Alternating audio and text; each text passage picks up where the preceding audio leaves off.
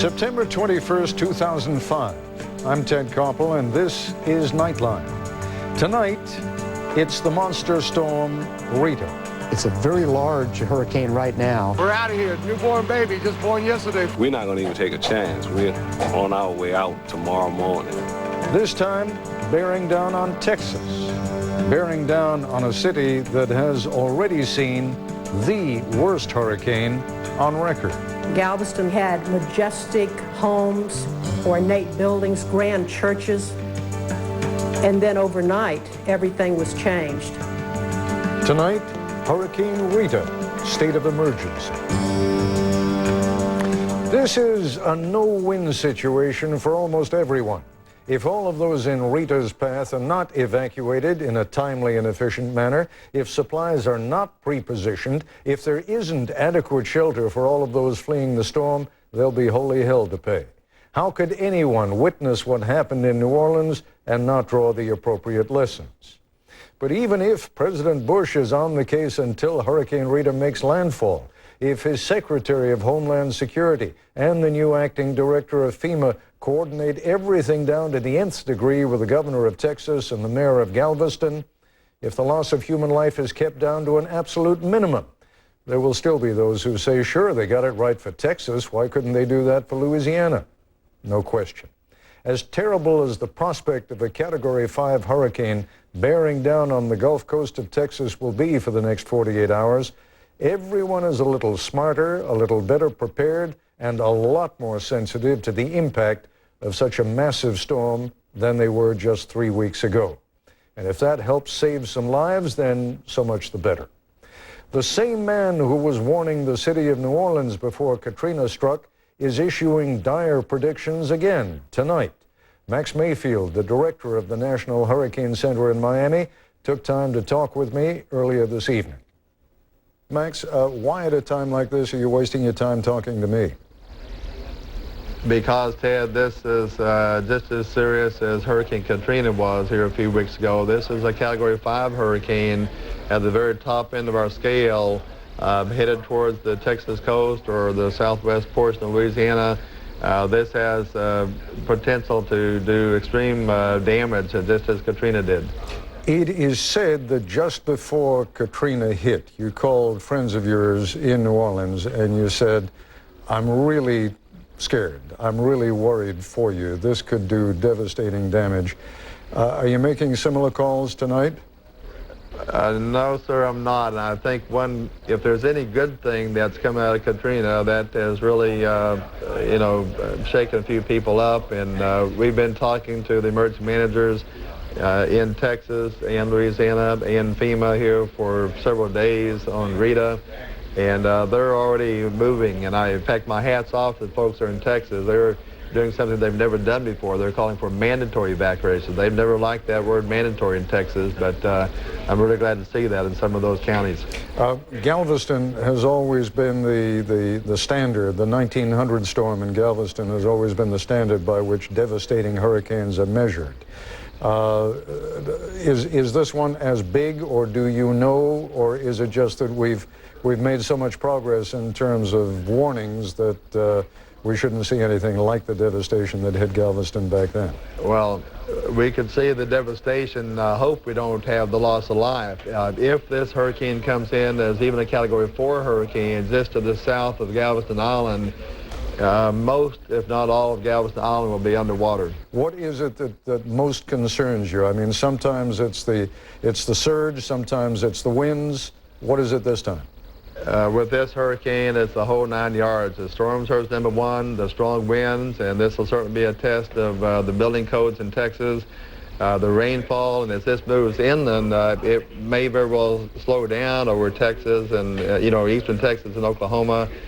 Could have heavy rains and, of course, a tornado. So we've got to deal with all the hazards with this hurricane. And you're still looking at late Friday night, early Saturday morning? Yes, for the landfall, but we think it will continue to expand in size. And what that means is those tropical storm force winds will likely be getting to the coast sometime on Friday morning. So people really need to listen to those local officials and go ahead and make the preparations tonight. And they've got all day tomorrow. Don't wait for Friday morning. Max Mayfield, thanks very much indeed. Thank you. So that's what's confronting Governor Rick Perry of Texas, who has been telling interviewers all day long that Texas is as prepared as any state in the nation. I think you understand better than most, Governor, that in the wake of New Orleans, if you're not ready, people aren't going to cut you a whole lot of slack. Well, and that's absolutely correct.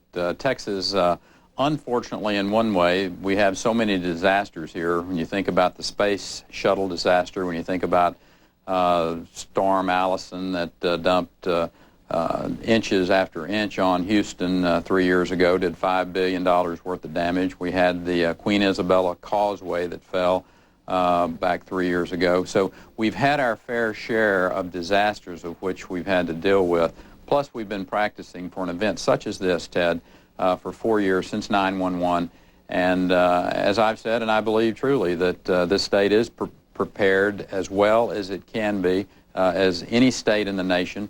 We've got a great group of local law enforcement. And then the citizens of the state of Texas will step forward once this has made landfall and come back in and do a great job of recovery. In the military, Governor, they say that no battle plan survives the first exchange of gunfire. Now, what happened, of course, in New Orleans was radios didn't work, communications didn't work, command and control didn't work. There weren't the necessary vehicles to get people out of there. I assume you've learned from their shortcomings and their mistakes, but tell us what you have done and how, in fact, you've managed to get everybody out.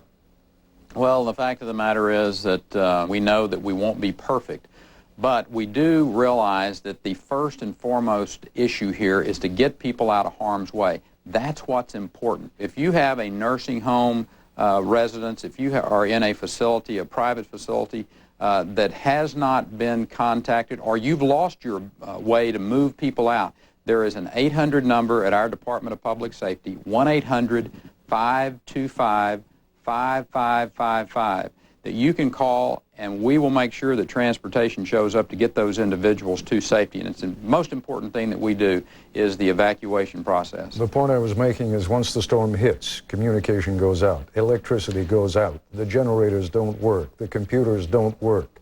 What have you done to make sure that you're actually going to be able to talk to one another, that you can reach the people you need to reach?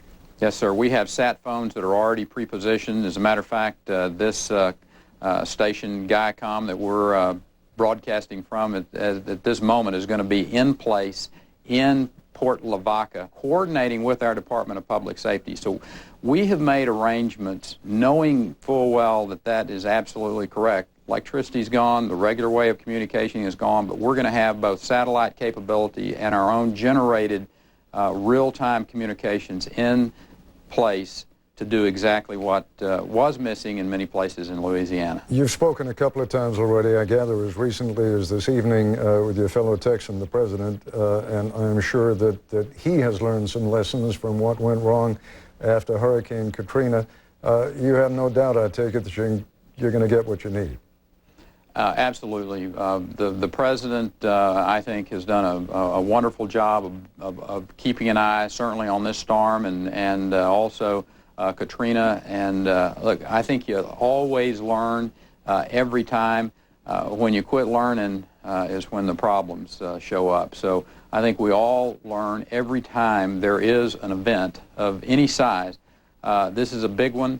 And I hope we've learned well, because we're going to be tested, and we're going to be tested severely. I also assume that you are in constant touch with the weather experts. What is it about their predictions that scares you the most? Well, Category 5, when you start talking about that force of nature, our hope and our prayer, Ted, is that this does not come into a major metropolitan area, that if it has to make landfall in the state of Texas, that it comes in somewhere where we don't have millions of people who could be in jeopardy. Governor Perry, we're all pulling and hoping and praying with you. I hope everything goes well. Yes, sir. Thanks, Ted. Thank you, sir. When we come back, New Orleans, taking no chances. This is ABC News Nightline. Brought to you by Lipitor.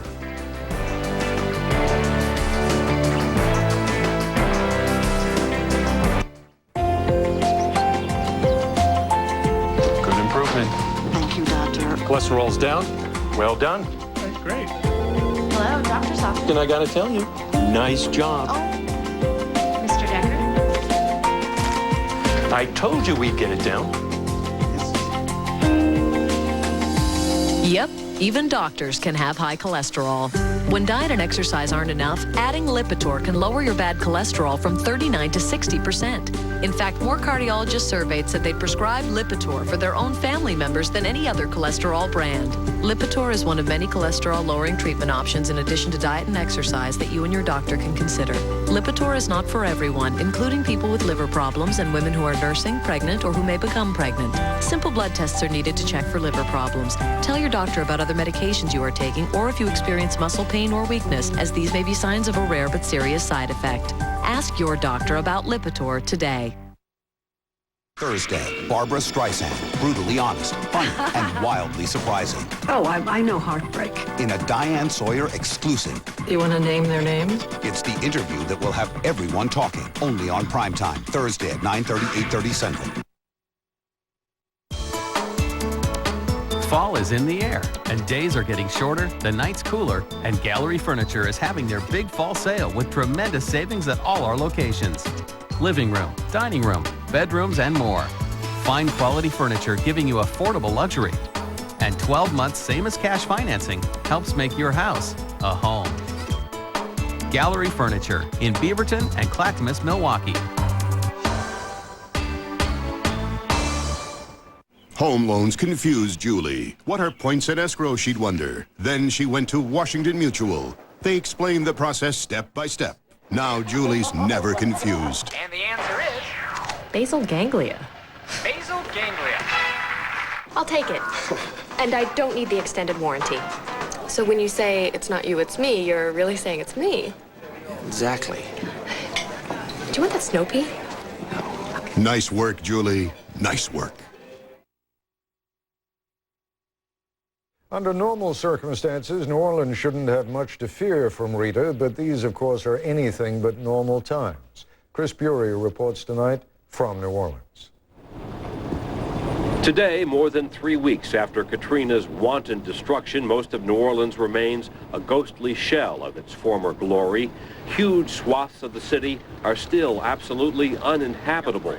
No electricity, no running water, no essential services. But you couldn't fault the mayor for putting his best foot forward. The port is open. The airport is open. The I-10, Interstate 10, underneath the Pontchartrain Expressway is open. We have restaurants that are working. He barely mentioned Hurricane Rita, but clearly some lessons have been learned. Buses were standing by for those few residents who might need a hand complying with the latest mandatory evacuation. Even in the handful of less damaged neighborhoods where hardy souls such as Michael Pleas were hammering away today, Hurricane Rita was clearly a big concern. Well, I'm just boarding up for this other storm that's out there in the Gulf, and I don't want any further damage. That's all. My wife instructed me to come down here, so that's why I'm here. For those left here, the sensibility could be summed up in 2 words. Get out. We're not going to even take a chance. We're on our way out tomorrow morning. I'm getting out of this city again. Well, we're used to hurricanes, and I really don't believe it's going to come here. I mean, I know Katrina wasn't supposed to come here either, but I'm fine with it. How about you? We're still leaving. The great threat that Rita poses to New Orleans is this: surging tides and rainwater pushing against the system of levees and canals that Katrina battered so badly. We're checking the rock they filled in that hole over there. There was a big washout on the backside of the breach, and they put limestone in there to fill up that big hole. Even so, today we could clearly see water seeping through the newly patched London Avenue Canal into an already saturated and stinking residential area.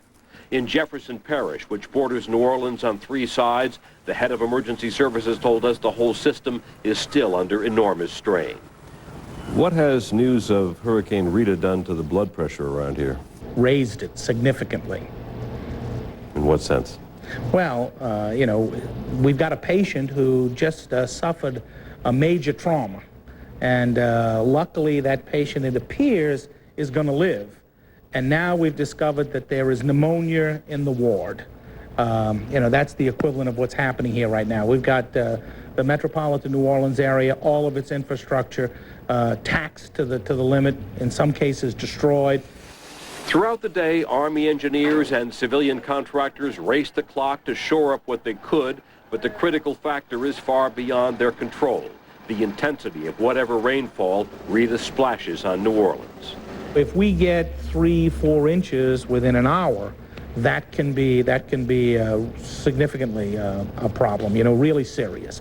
If we get 8 to 9 inches in 12 to 16 hours, that can be less of a problem. It really depends on how quickly the rain falls and whether or not the pumps that we have operating can keep up with it.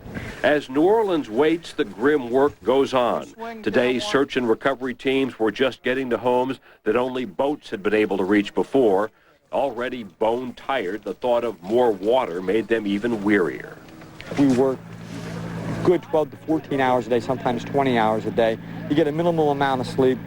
We live on MREs and those military rations. I mean, it can be difficult. It's trying, but the guys are good at it, and they're the troopers. They work their butts off. They train for this, and they're good at what they do. But you don't need more rain. But we don't need more rain. That's a fact. We don't need any more hurricanes. And slow down for a while.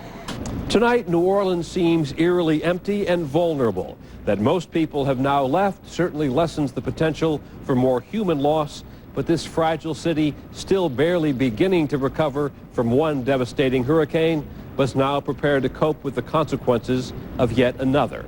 This is Chris Bury for Nightline in New Orleans. Until Katrina hit New Orleans, the standard for almost unimaginable disaster here in the United States was a hurricane that hit Galveston 105 years ago. That story in a moment.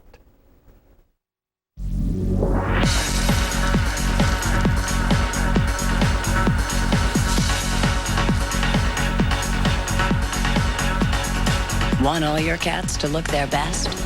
Introducing new Iams Multicat, the first ever food specially tailored to each of your cat's needs, so overweight cats can burn fat and trim cats can build muscle. Now all the cats in your home can have the ideal look. Iams, good for life. Tank of gas, $36.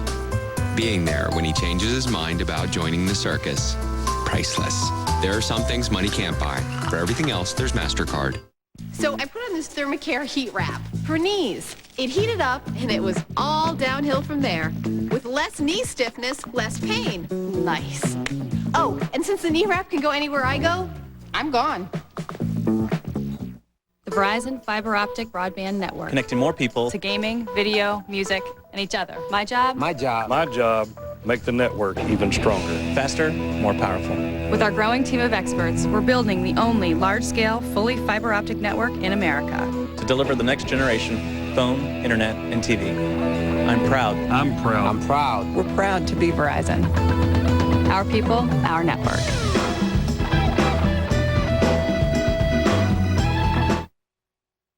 Tonight on Jimmy Kimmel, the daring Johnny Knoxville. Are you tasering Jessica Simpson or anything like that? Plus, the reunion of the infamous Backstreet Boys. What could be better than that? And all new Jimmy Kimmel Live. Good times coming up, only on ABC. What is Fruit 2.0? It's water, flavored by nature. With natural fruit essence and 0 carbs or calories. Doing what's good for you finally tastes good.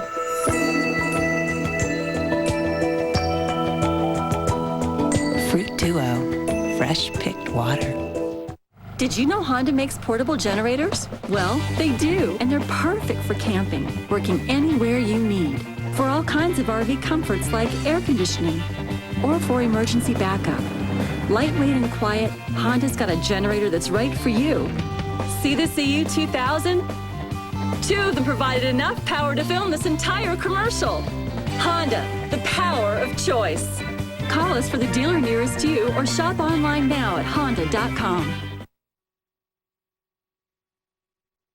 One day in the year 1900, the port city of Galveston, Texas, was one of the wealthiest and most important in the country. And then, almost overnight, it wasn't, and never would be again. Here's Nightline correspondent John Donvan. As Galveston empties out and Rita roars toward it from the sea, the only thing left to protect this American city, a relatively minor one, but still a city with 32 miles of beachfront, all that is left to protect it is God's will and this wall, built because 105 years ago, a hurricane did to Galveston what Katrina just did to New Orleans, or worse. The seawall at Galveston was built to make sure that such destruction would never be repeated. It was among the most prosperous of cities in the country. 1900. Back then, minor was the last thing you would call Galveston. It was a city on the rise, a rival to Houston. Our main commercial street, the Strand, was called the Wall Street of the Southwest. It is thought that Galveston was second only to Newport, Rhode Island in per capita wealth. The residents of that summer of 1900 thought they knew about hurricanes because there had been a mighty one in 1875. And if the city could survive that storm... And that had been the worst hurricane to that point in time. And so, because it had survived, there was also this feeling, well, we went through the one of 1875, you know, we don't need a seawall. And a bit of arrogance, if you will, because here these people had built these grand buildings, buildings that were unlike anything else in the state of Texas. And who would think that these massive masonry houses and commercial buildings and storefronts could ever be affected by something from the sea? Then came the hurricane of September 8th, 1900, and the people of Galveston, arrogant or not, learned what a big storm really looks like. Historians think it was a Category 4. My grandfather was 6 years old during the 1900 storm, and he used to tell me that it sounded like 1,000 demons screaming in the night. And he said he would hear children calling for help, women screaming for help, and men begging for mercy from God. Recall the scenes from New Orleans, the water so deep, so fast. Here in Galveston, it rose 4 feet in 4 seconds, and so that was quite an increase. And we had the main tidal surge that came in, flooding the city. And people were trapped the same way. Only 105 years ago, no helicopters. And the 1900 storm wiped out all of our communication, wiped out the bridges that connected the island to the mainland, and so certainly there were delays. Then the water receded, and it was a matter of rounding up the bodies. Between 6,000 and 12,000 people died, 15 to 25% of the population, a death toll so large that many bodies were loaded onto barges for burial at sea. But the sea refused to keep them. There was a man who put his mother-in-law on one of the barges, and 2 days later the man ran up to Father Kerwin and he said, "Father Kerwin, my mother-in-law is back." And Father Kerwin thought it was just the stress of the situation. But then the man said, "They're all back." And they were, because all of these bodies were washing ashore. The deaths, the debris, they were enough to convince the survivors of Galveston that they needed to build the seawall. But Galveston after that really stopped growing. Houston, an hour's drive inland, is now 30 times larger. There have been fierce winds in Galveston since then, and other storms, though none as large as the looming Rita. And as she approaches now, the evacuees on the roads out of town have decided that even their Great Wall should not be trusted to protect them. Twice reminded as they are, once by Katrina, once by their own history, that it can happen again. I'm John Donvan for Nightline. When we come back, I'll check in with our correspondent in Galveston. If someone has a complaint about one of our products, I'm usually the first one to hear it. I work in the customer call center at Tylenol, and since I was the first one to hear you tell us that our arthritis medicine was great, but you had to fight to open the bottle, I wanted to be the first one to introduce you to this. Not just an easier to open cap, but the easiest to open arthritis cap you can buy.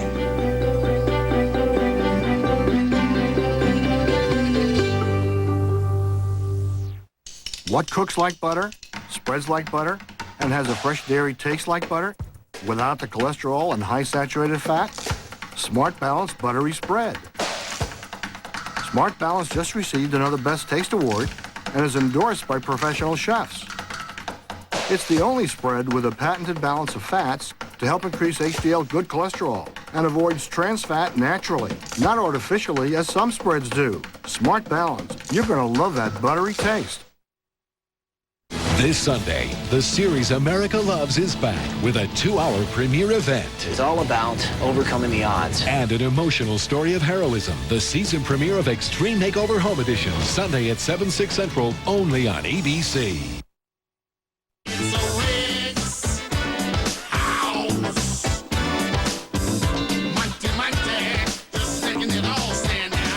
Furniture's biggest store-wide sale and clearance event ever. The entire store's on sale, plus free interest till 2010. Get drastically reduced prices with zero minimum purchase, zero interest till January 2010. Hurry, get to Wick's biggest store-wide sale and clearance event ever. Wick's House. Lottery profits helped us build 190 yurts. They help fund the OSU College of Veterinary Medicine. And help pay teacher salaries. Lottery profits brought more max and more investment to the West Side. They helped us build this unique recycling center. And they helped us attract visitors to the Oregon coast. These are just a few of the thousands of projects funded by the lottery since 1985. The Oregon Lottery, celebrating 20 years of doing good things. Lottery games are based on chance and should be played for entertainment only.